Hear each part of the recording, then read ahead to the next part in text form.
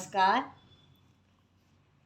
Tokyo Japan से प्रकाशित होने वाली हिंदी गूंज पत्रिका की संपादिका रमा शर्मा जी को मेरा नमस्कार।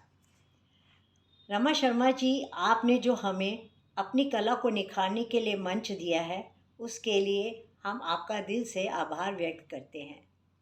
आज मैं ज्योत्सना गर्ग, पानीपत निवासी, अपने द्वारा लिखित कविता वक्त आप सबके सामने प्रस्तुत कर रही हूँ। वक्त।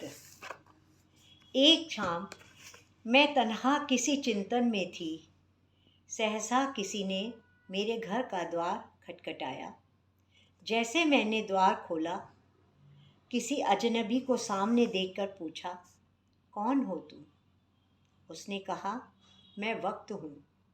तुम्हारे साथ कुछ वक्त गुजारने आया हूँ। तुम हमेशा कहती थी, मेरे पास वक्त नहीं है। काश कहीं से वक्त मिल जाए तो मैं ये करूँगी, मैं वो करूँगी। तुम्हारी वही इच्छा पूरी करने आया हूँ। तुम्हारे साथ कुछ पल बिताऊँगा, चाय पीऊँगा, कुछ बातें करूँगा। मैं हैरान थी, समझ नहीं पा रही थी क्या करूँ। मैंने चाय बनाई, कुछ व्यंजन साथ लाई। हमने साथ साथ चाय पी, संग संग बहुत सी बातें की। कुछ उसने अपनी सुनाई, कुछ मैंने अपनी कही। वक्त के साथ कैसे वक्त बीत गया मालूम ही नहीं चला। उसने मुझसे पूछा, क्या तुम बताओगी, तुमने अपने जीवन में वक्त कैसे बिताया?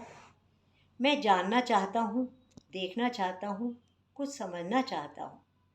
मैंने उसके समक्ष अपने जीवन की किताब खोल दी। अब तक के जीवन में मैंने जो कुछ किया था, मैंने उससे उसका परिचय कराया। अपने बीते पलों की मस्ती की कहानी सुनाई। वक्त ने मेरी हर बात ध्यान से सुनी और वह मेरे साथ खुशी से नाचने लगा। आज तुम कितनी प्रसन्न दिख रही हो? मैंने पूछा, क्या तुम मेरी खुशी का राज जानना चाहोगे? क्या राज है? उसने पूछा। मैंने कहा, आज मेरे साथ वक्त है, जिसे मैं हर पल खोजती रहती थी, जिसकी हर पल मुझे तलाश थी।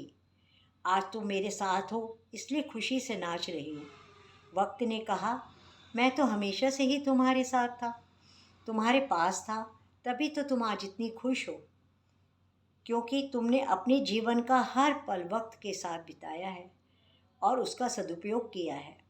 मैंने पुनः मुस्कुरा कर कहा और उसके साथ पुनः थिरकने लगी। आज मैंने वक्त के साथ भरपूर वक्त बिताया। सहसा मेरी तंद्रा टूटी। मैंने इधर उधर देखा, मेरे आसपास कोई नहीं था।